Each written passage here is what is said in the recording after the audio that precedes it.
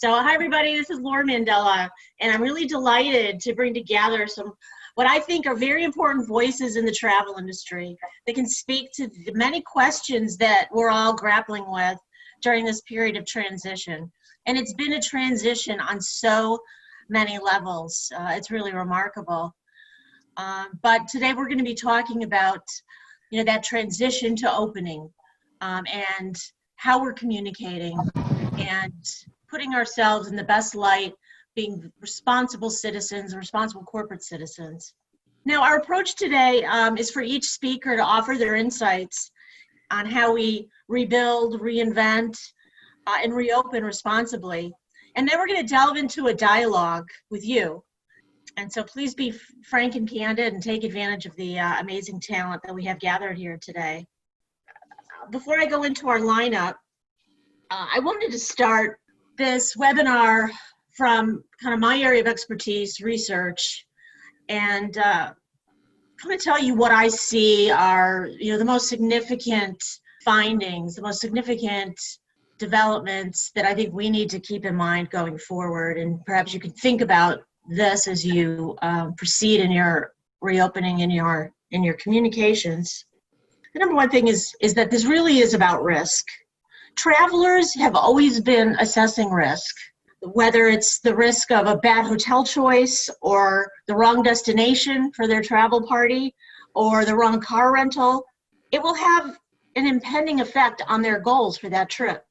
On the leisure side, we know from the hundreds of studies we've seen that travelers' goals on leisure are to make memories with loved ones, relax, explore, perhaps learn something new. And that's in various orders of importance. But we know what their goals are. And on the business side, the travel decisions are made for one goal, which is to get to their business destination in the best form, the most rested state, and on time to achieve their business objectives. So the decisions for both these business and leisure travelers have always been about assessing their decisions in terms of the risk that choice is going to pose to preventing them from reaching those goals. And I have a slide on this as well. It's about risk. They've always been assessing their own risk. And COVID-19 is just another risk factor they have to consider. So what you have to do is tell them how you're going to mitigate that risk for them. That they're still going to create the memories, they're still going to be able to relax and have fun, have that successful meeting because you've mitigated the risk that the virus presents.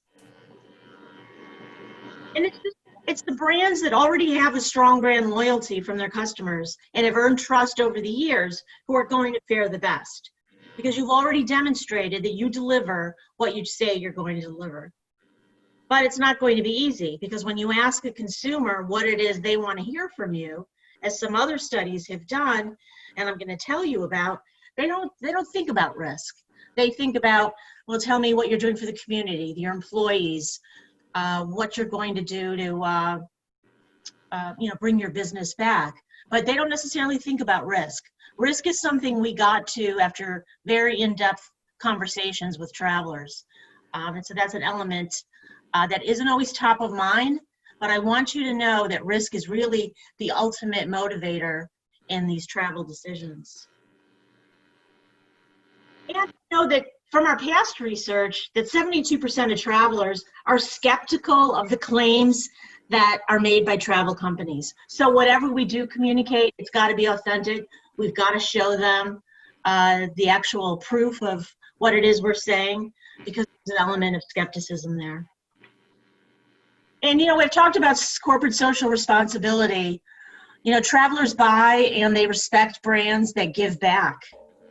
And this was even before, COVID. Overwhelming majority of travelers said they're more likely to choose companies and choose destinations that contribute to those in need, 78%, that invest in their employees, 74%, and that conserve natural resources, 77%.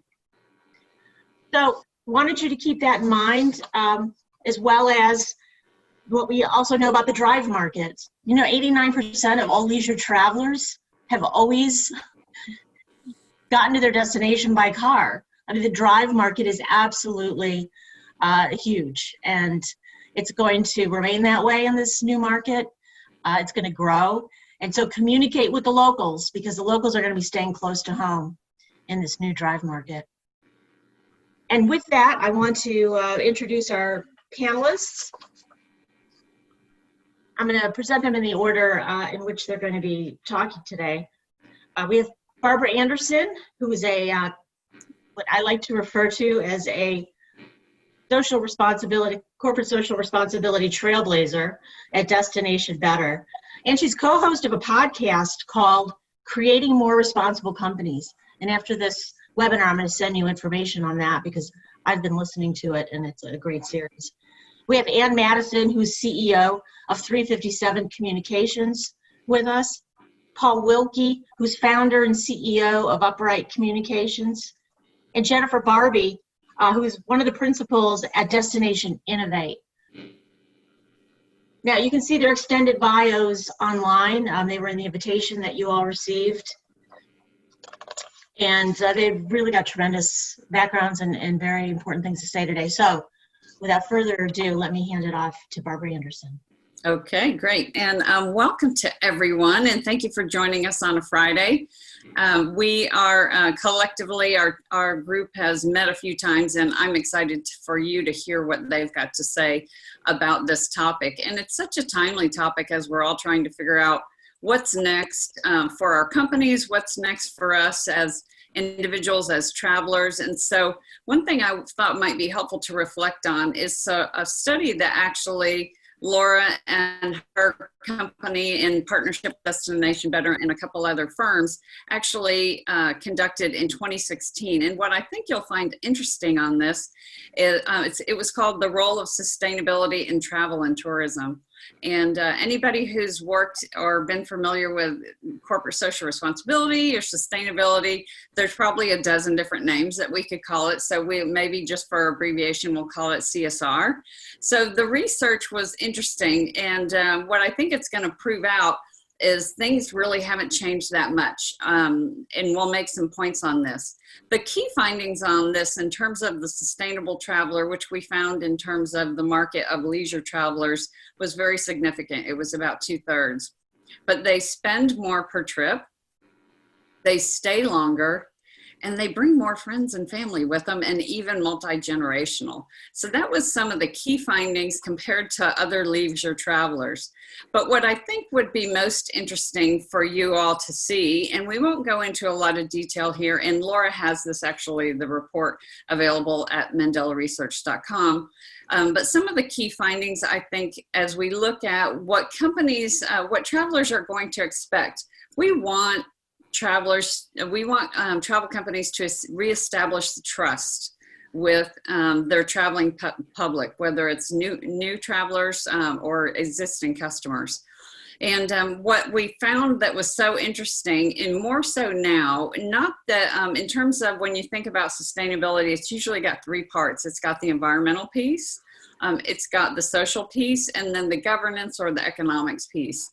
These boxes here that we've highlighted in yellow demonstrate, even 4 years ago, how important it was for travel companies to communicate the social aspect of what they're doing. And my business partner, Janet Craig, and I at Destination Better have a saying, and it's that companies are doing great things, they just aren't telling their story. So this is more, it is now critical. It's not a nice to do in terms of telling your story, you really must. So the things that the traveling public is looking for, as you can see, both 78% to reinvest a portion of the company's proceeds in those in the local community. And we've seen that, right, through hotels who have opened their doors to medical professionals to stay. We've seen meal sharing and a number of different activities that have taken place by great travel companies. They also want to know that you're purchasing from local companies. And in this case, we cited farmers and produce. And then on the bottom here, 74%. This was 4 years ago. So imagine now with such a crisis in terms of employment, especially in the travel industry, that companies are paying fair wages and also that they're investing in developing their talent. So travel companies we know are doing this in large part. And so if there's an opportunity for your organization to share these actions, now more so than ever. In terms of Laura had suggested the podcast that we have. It's called Creating Responsible Companies. There's a ton of information. We did 3 episodes on communicating CSR internally, externally, and also with shareholders and company owners.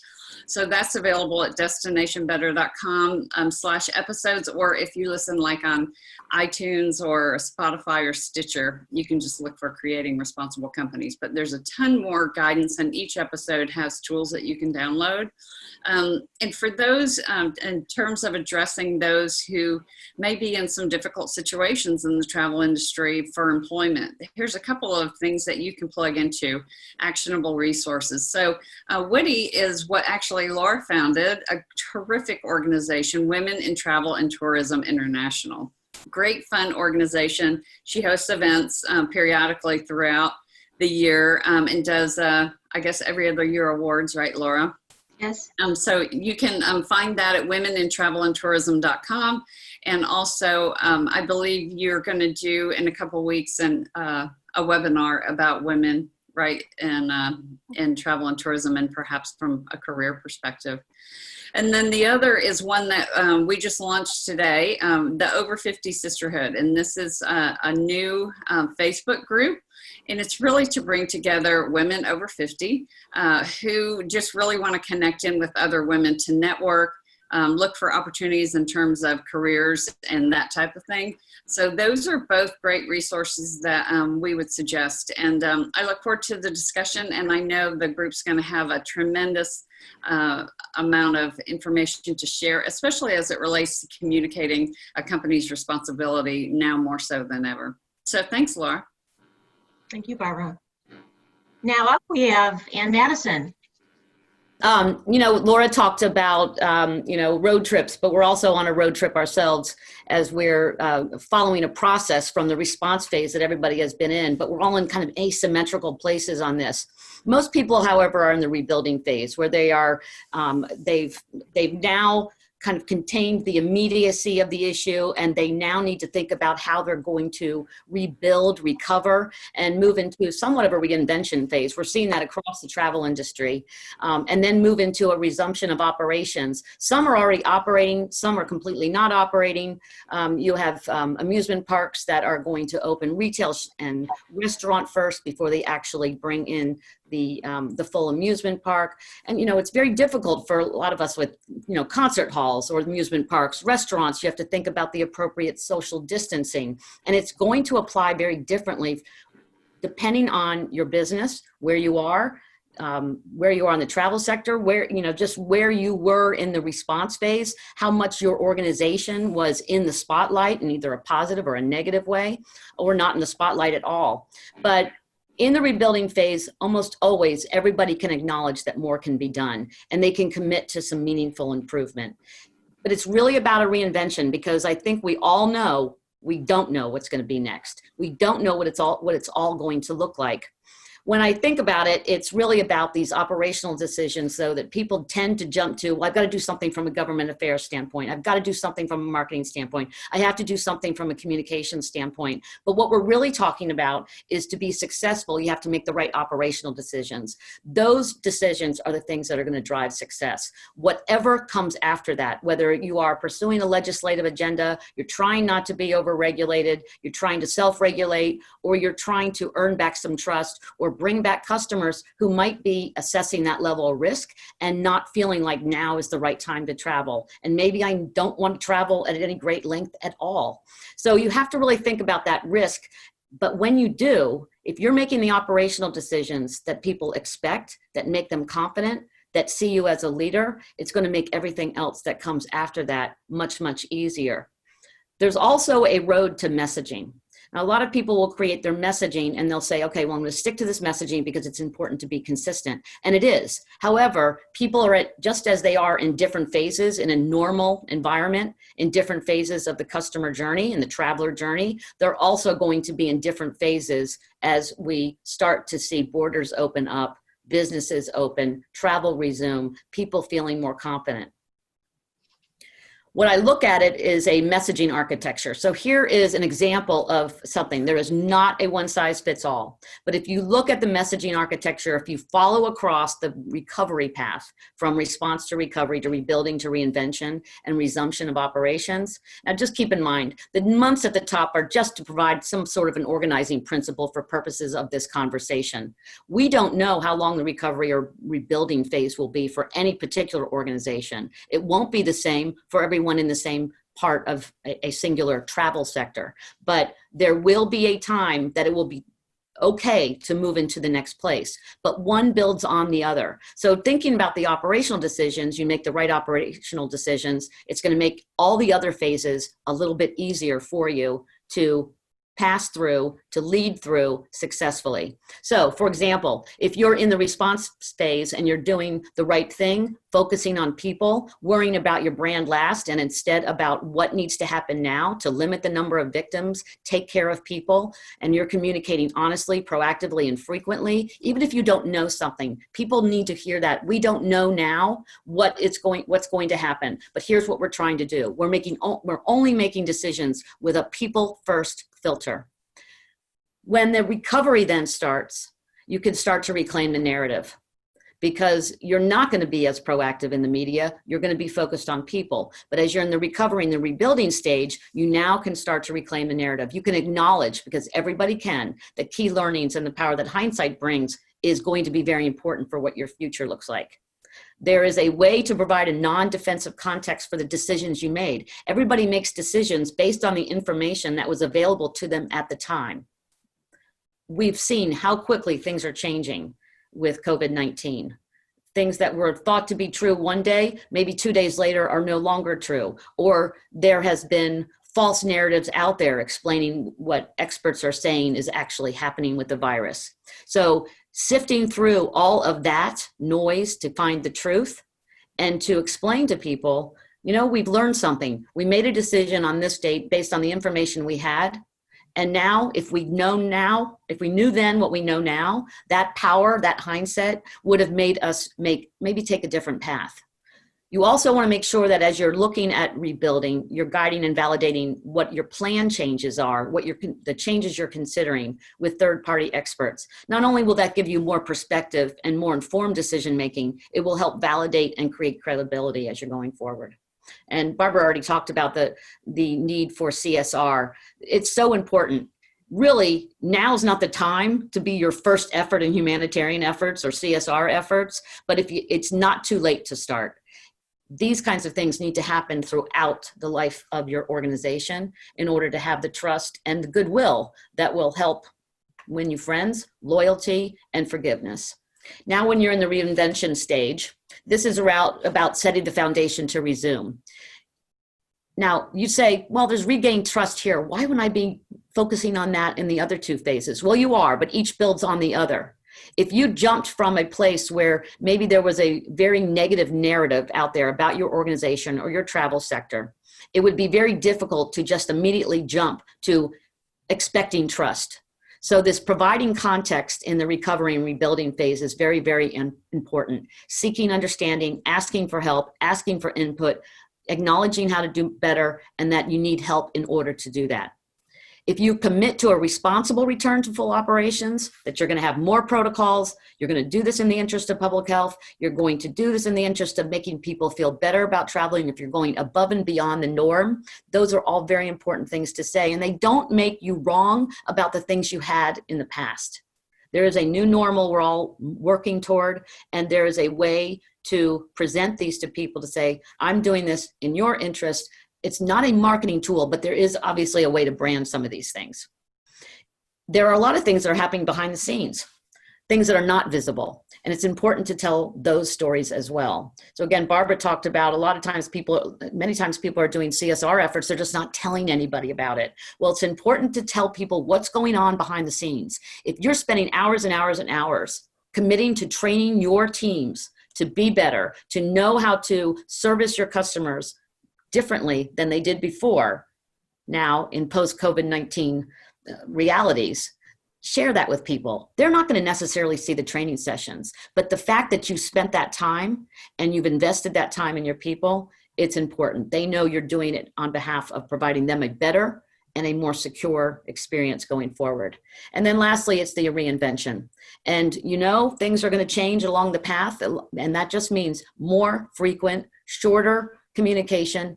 If the path changes, if new information comes available, you share that as well. We're not all going to get it right the first time, but the fact that we're committed to doing the right thing and we're communicating with people about where we are in the process makes a big, big difference.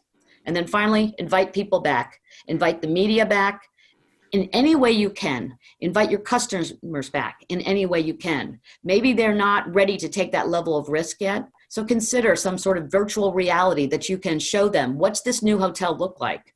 What does this restaurant look like? How are things going to be different the next time you come and visit us? And this is all about earning your customer loyalty and really mega fans.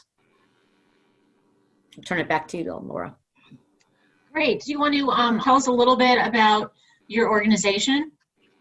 What Sure. So the name of the organization is 357 Communications, and those people who know me well will pretty much latch on to what 357 means. And it's all about simple truths that can overcome simple lies that are generally out there all the time in the marketplace. So 357 is a concept I came up with. It's based on research that it takes 3 times 3 different ways before someone hears you. You have to say it 3 times 3 different ways. So 3 times 3 different ways before someone hears you, 5 times 5 different ways before they believe you, and 7 times 7 different ways before they actually do something about it that you want them to do. Whether you've helped change their mind, they referred your product or your service to somebody else, or they're telling everybody about an experience that they had with you. So 357 is about consistent communication, credible, compelling messaging that makes a difference. Well, thank you so much, Ann. Paul Wilke, I know you had some comments to kind of parallel what Ann was saying. You're doing some similar kinds of work, and I'll hand it over to you now. Yeah, I'm actually going to build a lot on what both Ann and Barbara were saying, and I sort of want to start with some truisms that we know right now. I mean, one of the things that we've seen over the last 20 years, whether it's COVID-19 or SARS or earthquakes or 9/11, you know, travelers each have their own risk thresholds. You can't, people are going to travel when they're ready to travel. And the important thing here is if you're afraid to travel or you're afraid to go a long distance, no amount of discounts going to move that needle. So that's something to be aware of. And then the paradox to that is travelers have very short memories. And again, we saw that after 9/11. We saw that after the tsunami in 2004 in South and Southeast Asia. People come back. They want to come back. They're eager to travel. And I know Jennifer is going to talk a little bit about that in a bit later. But from a communications perspective, it's important to be honest. And I think one of the things we all saw once stay-in-place measures started coming into place in our communities, I think all of us can vouch for the fact we received a ton of emails from brands that we connect with in the travel and tourism industry, or even people, or even shops that we buy things from offline. A lot of those communications were wasted opportunities. They were saying, we're all in this together, or wash your hands, or wear a mask. And they weren't talking about what they were doing for the community, or you as a buyer, or you as a customer. So, I want to kind of run through some very quick rules to adhere to as things open up and as things change. Remember your audience. Are you reaching out to clients, your customers, employees, potential employees? Who you're reaching out to directly dictates the tone and the content of what you say. And most importantly, remember that they're human. The other thing to remember, it's not about you. Your audience is human, like I said before, but also it's not about you. Your audience have lives outside of your product or service. This week they may be dealing with ailing parents, childcare, their own business is hanging in the balance. Take these things into consideration when you connect with them. They want to know you empathize and are there for them when they need you, when you're ready to come back. In any of your communications, avoid hyperbole. Stick to what's known. Be short and be honest. we don't know if we're going to be dealing with this for 2 more weeks or 3 months. So communicate the known knowns that you know. And don't feel like you need to tell them everything in one communication. That's something that a lot of companies and a lot of organizations are doing right now for their customers or professional travelers. Whether it's one email blast or one blog post, tell them the one thing you absolutely want to tell them. Whether it's we're open, we're here for you, we have someone on staff who's contracted the coronavirus, or we're taking the following steps to ensure your safety. Make sure your communications count. And, if you feel the need to tell them to wash your hands, there are other people who should be doing that. You don't need to take away from your brand time. Use effective communication channels to reach your core constituency. You know your audience better than anyone. Communicate through the channels you've used before that resonate with the audience. If email's been working for you, don't choose this week to try out TikTok. Reach your audience the way you've reached out to them before. Don't get too experimental. Also, don't sugarcoat it. And Ann talked about that earlier. People respect candor and honesty. These same people are hearing a lot of hearsay and untruths about destinations and, are cases on the rise or are they on the fall? Don't add to that uncertainty. Market the opportunity if you can, and you can be tasteful about it. You don't ever want to be seen as taking advantage of a situation. But if you have a novel way to make the best of a bad situation, promote it. Your clients and your customers will appreciate that extra mile that you take. The basics still matter.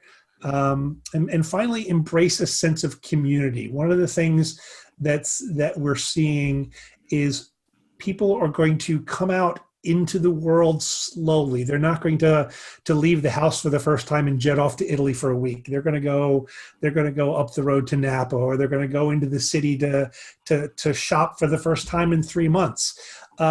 Embrace that, that whole "we're all in this together" thing. It can be a cliche, but it isn't. Everyone's bracing for bad news. So if there are opportunities for you to be empathetic and to bring your core audiences into your inner circle, people will embrace that. And finally, I want to sort of reiterate what I said earlier, is that, travelers are going to remember what you tell them now, and they're going to think about it. They're going to absorb that, so that when everything's up and running, your brand has the potential to really connect with them. Not to put you on the spot about Malaysia, the Malaysian Airlines, but you were very closely involved with that crash. Is there a lesson there that we can take away? Yeah, well, I mean, I did some work with Malaysian Airlines, but I also did some work with Singapore Airlines over a few air accidents over the last couple of years. And the important message is be communicative. Tell people what you know. You may not know everything at any particular moment.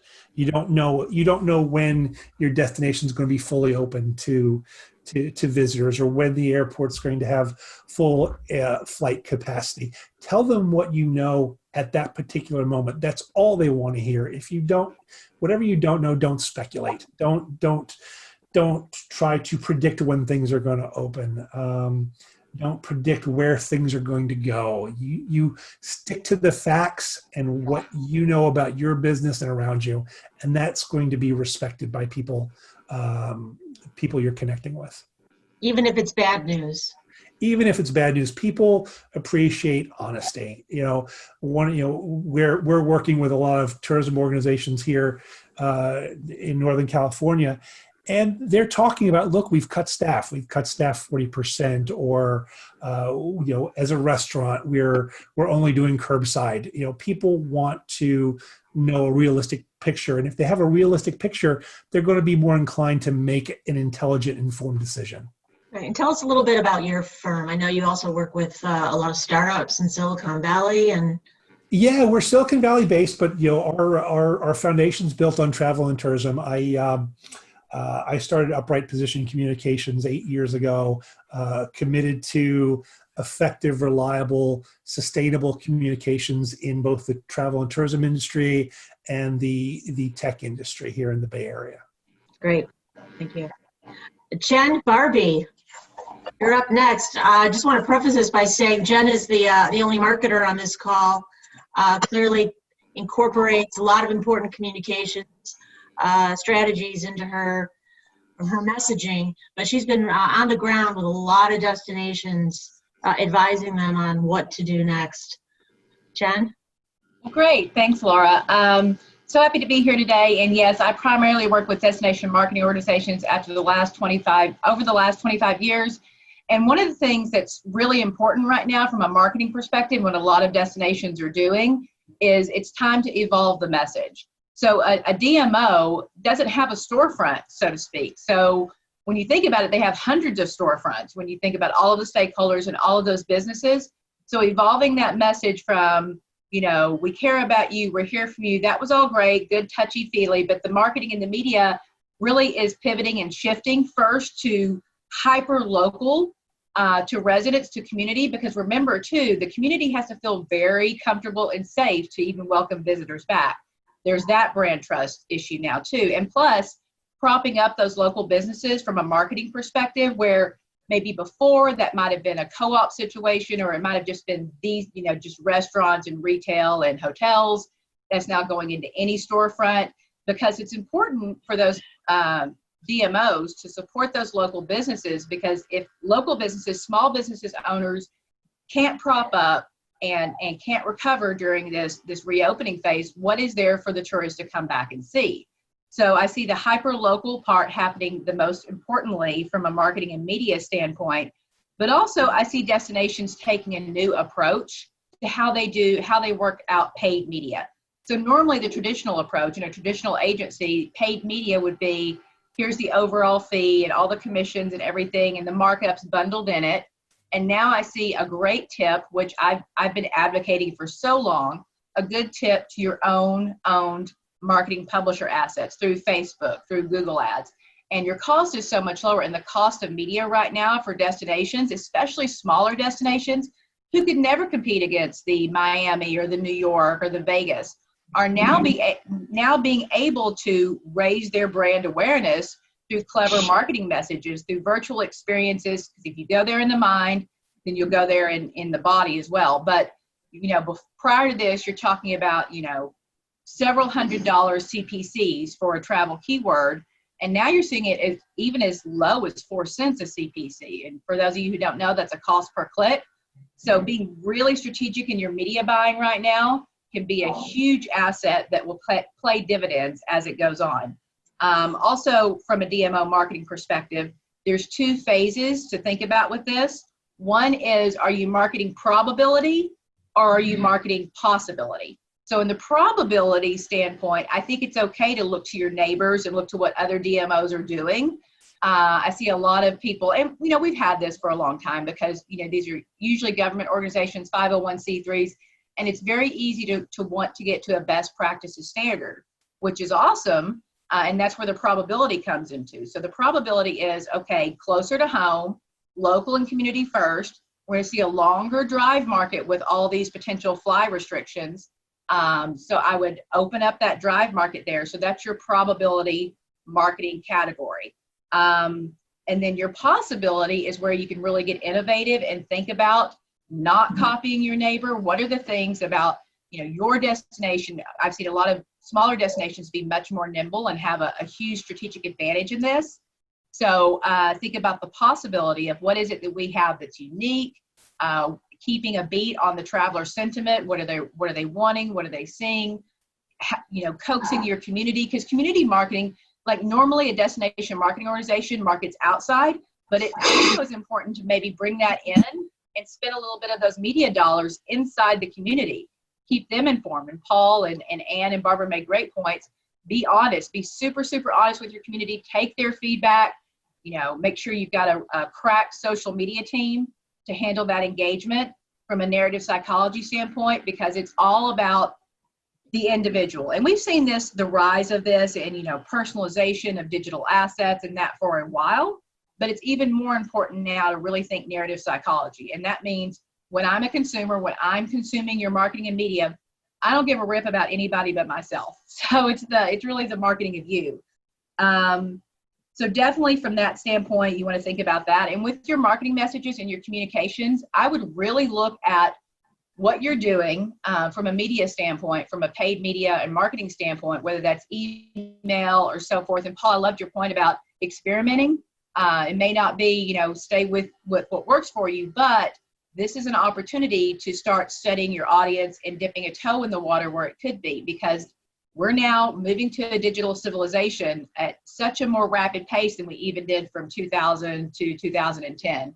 So definitely look at them, but from an experiment standpoint, you want to kind of waver that out. I would study it first, engage before you go there. So maybe if you're thinking about a platform, a younger platform like a TikTok, just watch it, take it in, engage, comment, share, and then if it does fit your audience, then you have the opportunity to leave. But I totally agree on, don't just go everywhere, because it's really hard, especially in it being, and especially in us having, less staff and less resources.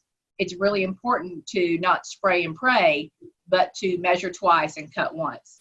And in your communication with that marketing and media, I think it's important, again, going back to narrative psychology, what I've seen DMOs talking about is there's a lot of people who are doing, with their local businesses, a pledge or an oath for a checklist. And then they have, branded information about, me as a business, I've taken this pledge to prevent the spread of disease. That's a good marketing message to work off of. And it's also a more positive thing to put out there, because I'm seeing way too many DMOs still beating the, oh, we lost so much money drum. And again, people, that can come off as negative. You want to be honest, but you don't necessarily have to push that message first. There's plenty of resources out there. Get on the game, get your resources together. There's different acts to be able to help with financial resources on that. And also the DMOs who went dark and didn't run any marketing and media during this time have not seen the return that ones who have kept it on and been more strategic about. So definitely, if you aren't marketing and doing your media right now, it's very, very important to get back on that game. I heard you speak before, Jen, and I'm really intrigued with the experience box. For folks who don't know what an experience box is, could you just give a little snippet and tell them why that might be a good thing right now? Right. So we're in the dream phase, especially for destination. So destination normally sends out, a visitor guide, maybe some swag. But I've had clients and working with other destinations, an experience box, if you haven't subscribed to one before, some of the women on here may subscribe to like FabFitFun. So it's a box with like several products in it. And like a FabFitFun box is all around like beauty and healthcare and those sort of things. So destinations that I've worked with, we started to pivot with them to create these experience boxes. So you can take this beach destination home. You may not feel comfortable going right now. You may be too far away, but you get swag in there from the local retailers and artisans, and maybe a little bit of beach yourself and a Spotify playlist, and bringing that like immersion experience into people's homes. And that goes a long way for the marketing and brand trust. So I have a question from our good friend, Steve Richer. Hello, Steve. Thanks for joining. Steve says, in addressing the return of visitors, the issue of timing and possibly opening too soon is confronted by the liability of individual businesses for creating an opportunity for customers to get infected. So in the analysis presented, where does this issue fit in the decision-making process? I can take that.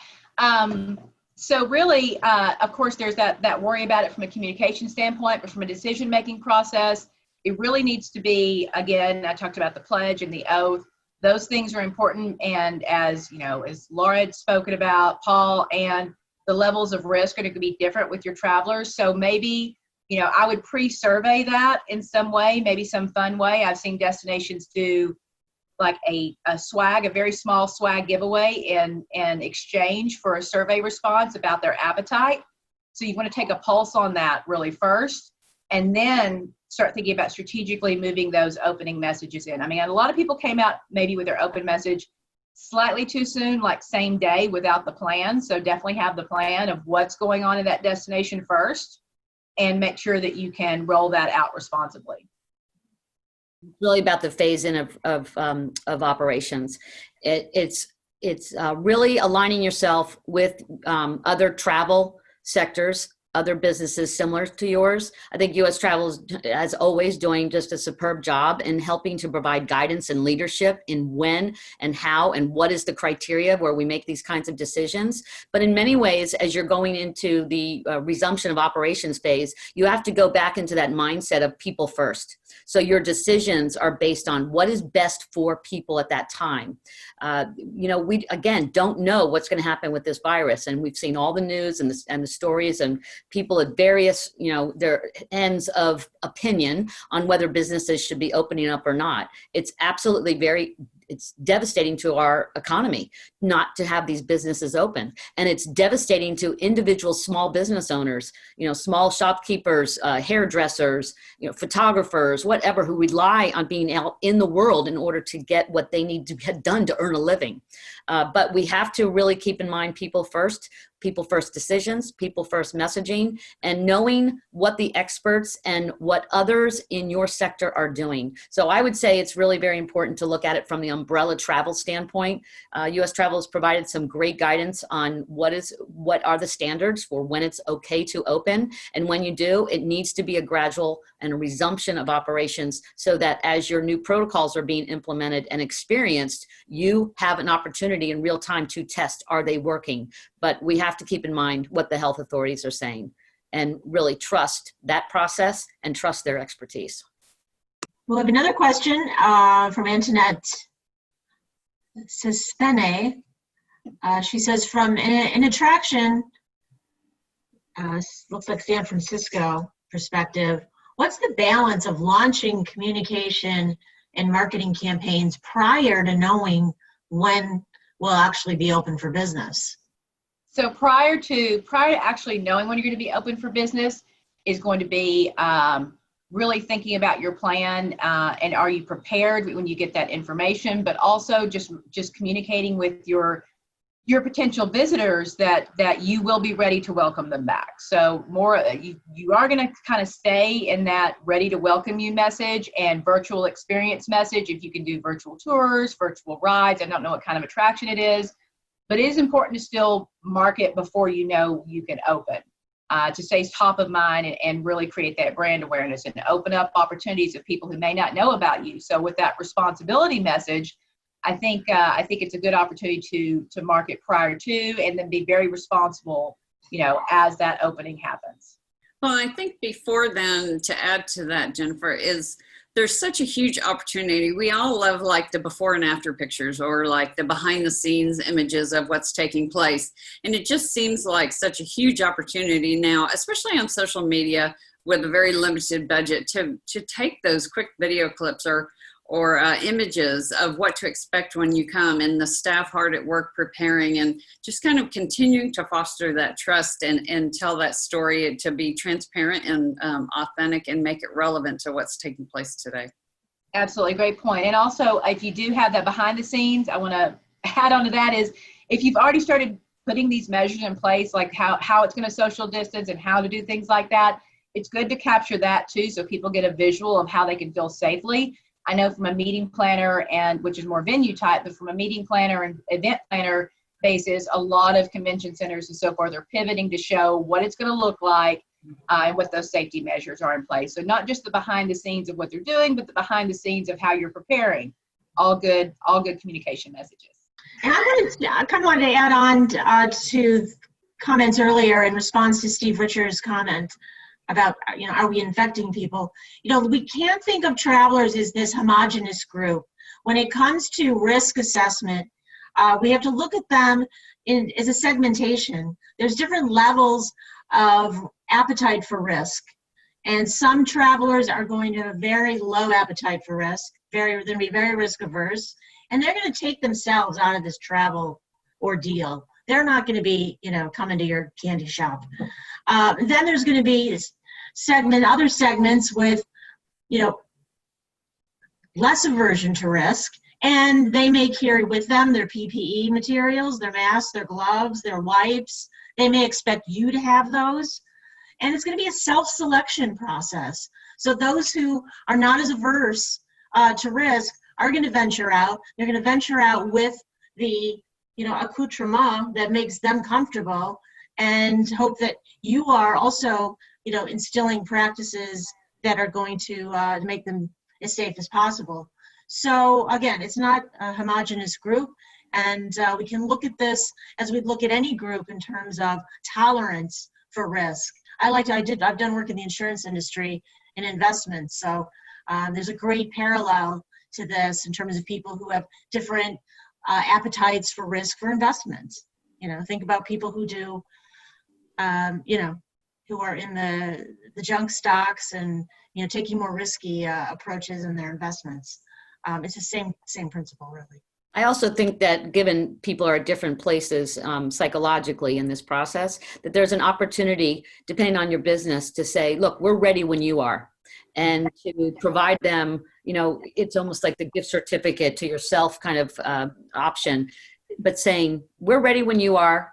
Sign up now for a date to be named later, to experience this, to come back, to enjoy, and, you know, make that, you know, Paul talked about there's no amount of promotion or discount that's going to get people ready. But if you stay connected with them and you're able to provide them that, look, we're going to relax our cancellation policies. Again, depends on your business, but we're going to relax a certain number of policies to make it flexible to you, to make it right for you, and we'll be here. Love that. I love that we're ready when you are. Okay, other questions? Helen Morano, our dear friend, Helen Morano, who's now has her own consulting firm, formerly with the U.S. Department of Commerce, heading up they now called the National Travel and Tourism Office. Then she was with WTTC. She now asks, how are you working with DMOs to use this opportunity to more effectively manage the flows to ensure responsible travel behavior and experiences? Can you reach the consumer to retrain them? And that's a great question, Helen. It's so good to hear your name again. Helen and I worked with her when she was at U.S. Department of Commerce so many years ago. So I say a big hello first, but also I think your question is a very interesting one. And I think it's also kind of a challenging one to retrain consumers, because along with the risk, there's also going to be varying degrees of behavior. Now you can coax and market and work with your community, because really it's people to people on this. So if you've seen the great marketing campaigns where the community is talking about what they can't wait to do when it's over with, you could use the same thing where it's kind of the, you know, all-tiled Brady Bunch of people talking about, you know, get the community involved in terms of we're so excited to welcome you back.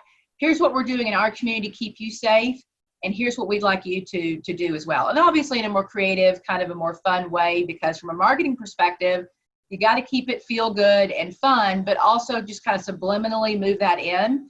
That's my first round of defense on DMOs, to train those visitors coming, but also work with a destination in Florida. And obviously the beaches are open in Florida. And one of the things we're doing to promote visitors to behave properly is also market their webcams and showing how the community is behaving and how they're being safe and taking care of each other. So it needs to be a message from the DMO perspective, from the community perspective, is we're going to take care of you, you take care of us, much like a keep the beach clean kind of thing. I saw a great, I'm in the St. Petersburg, Tampa Bay area, and I saw a great video here locally. It was aerial, I'm sure, from a drone, and it showed people, and they were separated out. So the beach was full, but from the sky down, looking down, people were really doing their own distancing. So that's another approach. I love the webcam idea, Jennifer. All right. Laura, yeah. This is Davon. I don't know if you all answered this question. It was,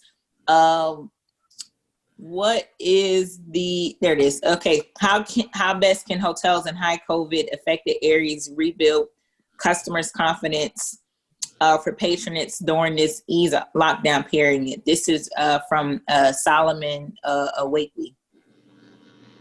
Solomon in Nigeria. So I can kick it off if you want me to, and then we can kind of join in the conversation. So if it's a hard hit area, obviously that's going to be, you know, a center of concern. You're going to look again to your community first, and then your drive market, because they're going to feel a little more comfortable with it. And again, putting those, you know, here's what's going on, here's what our businesses are doing from a safety perspective. Make sure that everyone, all those safety messages are part of the marketing to coach that potential visitor that this was hard hit, yes, be honest, but here's what we're doing to prevent the spread of disease. These are our lovely people in the community. Again, just those community spirits, that narrative psychology, that bringing in what's actually going on. Yes, it happened, but as Paul mentioned, travelers' attention spans, memories very short, even though this has gone on a lot longer than, of course, we may have expected. And we should look into this. It's going to be a rolling crisis situation. So what we talked about yesterday, what we're talking about today may be different from tomorrow, from next month, from next year. And there's no new normal in terms of the permanence of it. So we have to be prepared for that. But I do get, from a crisis communication standpoint, being hit the hardest is going to take a little more just really working that brand trust and that safety message. And I think setting expectations too. You don't know what to expect when you go into a hotel now. And I remember being very shocked that there was no breakfast in one brand. One brand wasn't even offering coffee. And, you know, you can't understand, well, what is the risk to brewing coffee? You know, could you explain that to me? It would have been helpful had that been explained to me, why we can't even brew coffee. So I think setting expectations and giving explanation is also important there. And did you want to add to that, having a little bit of a hotel experience yourself? Well, the expectations is the biggest part, because it's going to be so different. I mean, we're going to walk into hotels now and there's going to be barriers. And that is just something that I think is just so different to have. You know, we're used to that going into, you know, for those of us who go into a bank, used to that kind of thing. But having that barrier, even though it's clear and so forth, is just going to feel a little odd. There's also going to be a lot more from a touchless standpoint. Or offering people that opportunity. I would say one of the things that all organizations, inclusive hotels, can offer. I think that there's an opportunity to create more partnerships, informal or not, to make sure that you're working together to communicate what's happening in your community.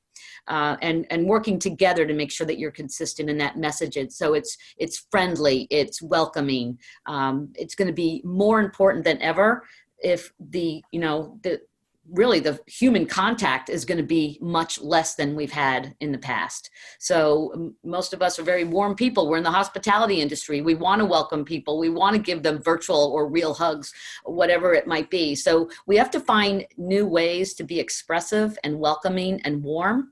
And I also, at the same time, we need to be able to show that we're caring. And there's going to be a lot of talk about contact tracing.